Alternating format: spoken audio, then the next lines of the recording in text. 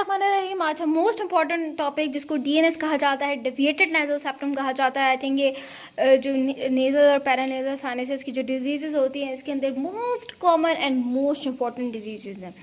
तो deviated nasal septum की अगर कॉज की बात की जाए, जो नेजल सेप्टम होता है इसकी डेविएशन की जो मेजर कॉज होती है वो ट्रॉमा होती है। ठीक है, ट्रॉमा, कोई इंजरी हो गई है, कोई एक्सीडेंट हो गया है तो इसकी वजह से जो नेजल सेप्टम होता है वो थोड़ा सा डेविएट कर जाता है। सेकेंड मोस्ट इंपॉर्टेंट कॉज क्या होती है? Developmental cause. ठीक है, डेवलपमेंटल कॉज क्या है कि डेवलपमेंट ही सही तरह से नहीं हुई है तो obviously it leads to the DNS. Trauma की अगर बात की जाए तो अगर लेटरल ब्लो हो जाए तो या फिर वोमेराइन ग्रूव उसके डिस्टर्ब हो जाए तो वो भी हमारे पास नेजल सेप्टम की जो डिसलोकेशन कर सकता है। क्रशिंग ब्लो हो गई, ट्विस्टिंग हो जाए, तो इस तरह की से सारी चीज़ें होती हैं, ये नेजल सेप्टम को डेविएट कर सकता है। अगर फिगर 26.3 के अंदर देखें तो ये डीएनएस को एक्सप्लेन कर रहा है कि हाई आर्च पैलेट के थ्रू जो है वो हमारे पास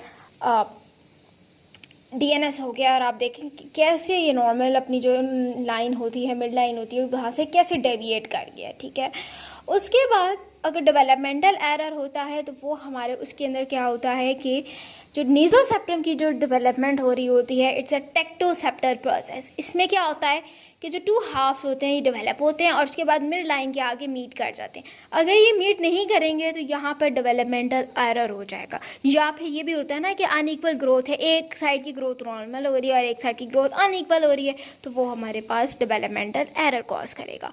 next we have the racial factors. Races में कॉकेशियंस के अंदर ये होता है, ये इट्स एन अनकॉमन थिंग। उसके बाद हेरिडिटरी फैक्टर्स, फैमिली के अंदर ये रन कर रहा होता है। उसके बाद आपको जो मोस्ट इम्पॉर्टेंट थिंग के टाइप्स का पता होना चाहिए, ये वाइवा के लिए सबसे इम्पॉर्टेंट क्वेश्चन है। टाइप्स ऑफ डीएनएस में we have the anterior dislocation. Anterior dislocation में क्या होगा, जो सेप्टल कार्टिलेज होता है वो एक side of the nasal chamber के अंदर डिसलोकेट हो जाता है। फिर सी शेप डिफॉर्मिटी के इस तरह से डिसलोकेट हुआ है कि सी शेप बन गई है। एस शेप डिफॉर्मिटी को क्या कहते हैं कि ये एस शेप मैनर के अंदर जो है ये हमारे पास ये डाइवर्ज हो गया है।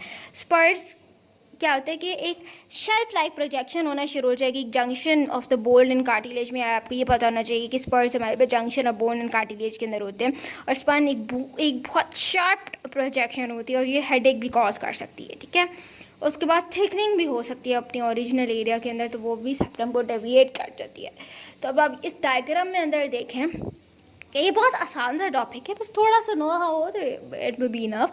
एंटीरियर डिसलोकेशन हुई हुई है, ठीक है, ये मिड लाइन है उसकी, this is known to be the normal midline, तो यहाँ से डिसलोकेट हुआ है, this is the C shape, S shape, ये स्पार होता है, ये भी देखें आप कितना शार्प पॉइंटेड एज है। और उसके बाद this is the thickening of the nasal septum, और इस डायग्राम में देखें ये नेजल सेप्टम कैसे आपको ऊपर आपने करके देखा है थोड़ा सा, तो यहाँ से आपको कितना डेविएट फील हो रहा है। क्लिनिकल फीचर्स में अब क्या होगा, सेप्टम डेविएट है तो ऑब्वियसली ऑब्स्ट्रक्शन होना शुरू हो जाएगी, सांस लेने में ऑब्स्ट्रक्शन होना शुरू हो जाएगी। ठीक है, ये यूनिलैटरल ऑब्स्ट्रक्शन भी होती है और बायलैटरल ऑब्स्ट्रक्शन भी होती है। और जब इसको एग्जामिन करते हैं तो ये वाला vestibular nasal obstruction most common होती है नेजल वॉल्व के अंदर, एटिक के अंदर हो सकती है, जो टर्बिनेट्स होते हैं। ठीक है, यहाँ पे फ्रंटल एंटीरियर होते हैं, मिडल होते हैं, लोअर टर्बिनेट होते हैं, वहाँ पे भी हमारे पास हो सकती है। ठीक है, कोरोनल एट्रीजिया भी हो सकता है।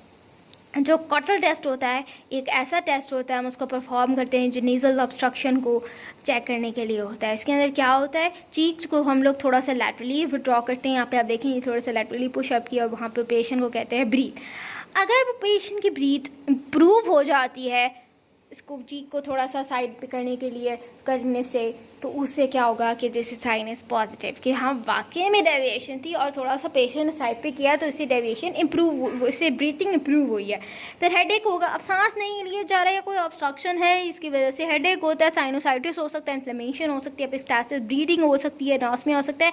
पेशेंट को सांस ही नहीं आ रहा तो पेशेंट फील कैसे करेगा, which kind of smell is this. ठीक है, जो ऑल्फैक्टरी नर्व्स होती है वो अफेक्ट हो सकती है। उसके बाद एक्सटर्नल डिफॉर्मिटीज़ भी हो सकती हैं और मिडल ईयर के इन्फेक्शन भी हो सकती है, क्योंकि स्टेशन ट्यूब इसके साथ कनेक्टेड होती हैं, तो ऑब्वियसली मिडल ईयर के इन्फेक्शन हो सकते हैं।